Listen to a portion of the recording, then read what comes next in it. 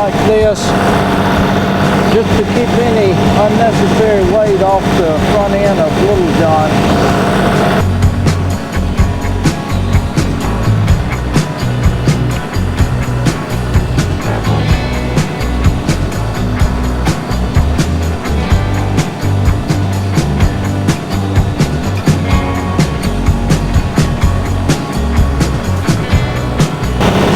I think I've got sufficient ballast on the back of Little John, but this just gives me an extra bit of confidence.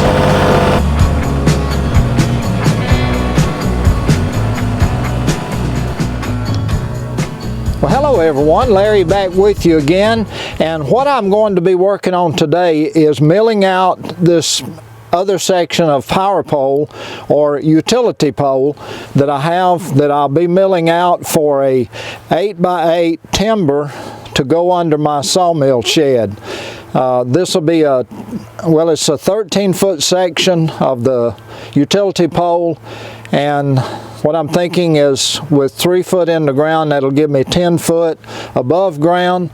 So that's what I'm working on today, so let's get started.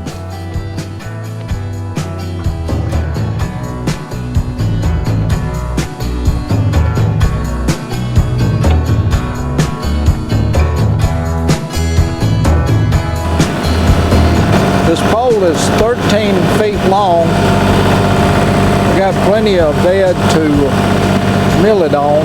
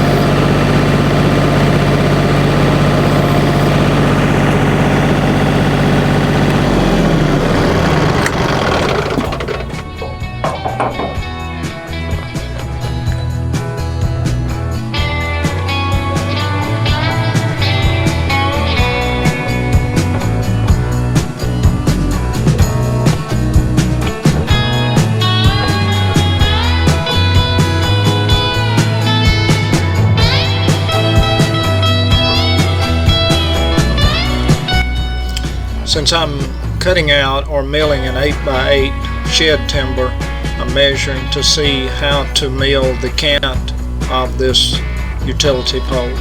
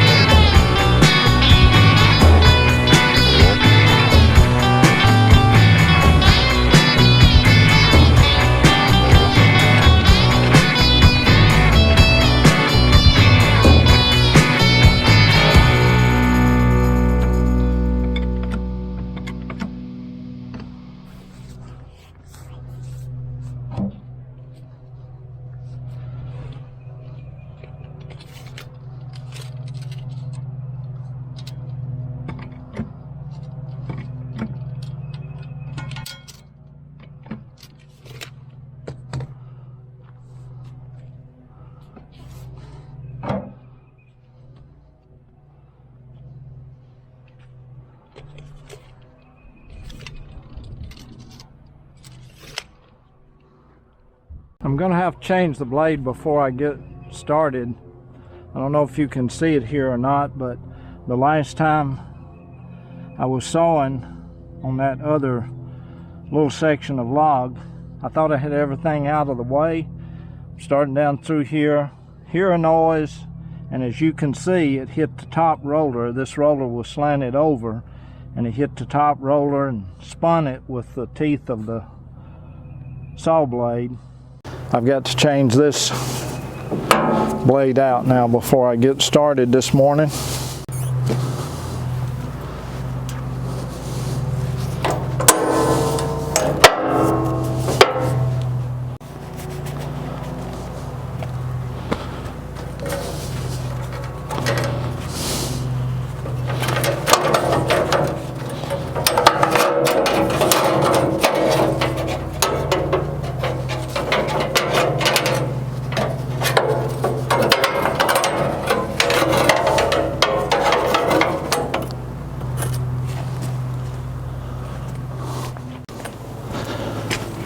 I've got a couple of blades that I have sharpened, but I just went ahead. I decided to just go ahead and put on a new blade for this utility pole.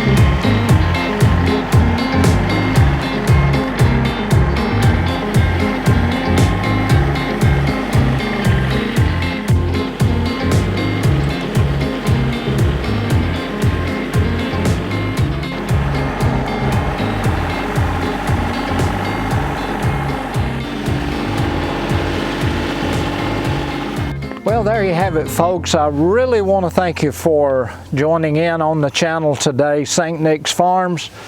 What we were doing, as I mentioned earlier, is milling out the second 8x8 timber that will support the front of the building here over the Wood Mizer sawmill.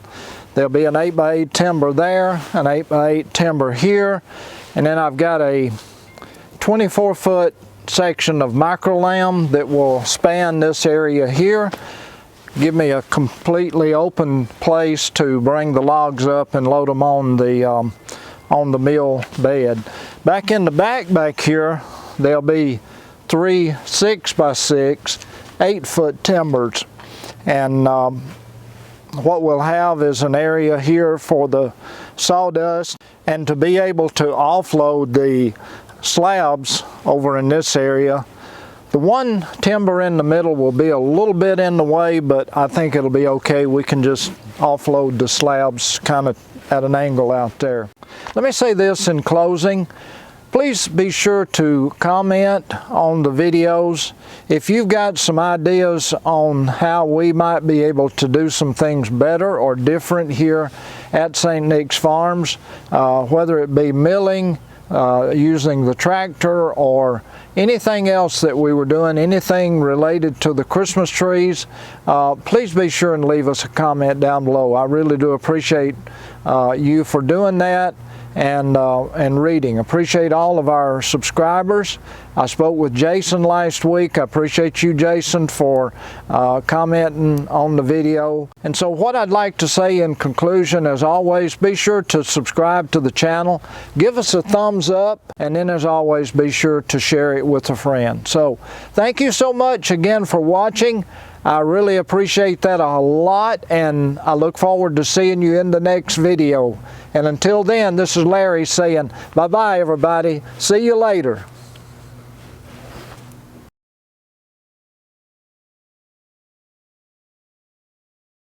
Well, everybody, this is my friend Jason. I had just mentioned Jason in the video, and I saw Jason yesterday, and I asked him, hey, Jason. Hey, Larry Don. What's up? IBC totes. I had just asked Jason yesterday. Jason works for the City of Hamilton Water Department, correct? That's correct. And you get chemical in these? What was in this one? Caustic soda. Okay. And I said, if you ever have an extra one, I certainly would appreciate it. And to my surprise, up drives Jason and has it. So thank you. I appreciate it so much. Let's get it unloaded. All right. Just let it tilt down, or it's not heavy at all. Yeah, too heavy. Okay, Jason, what did you just tell me that you do with yours?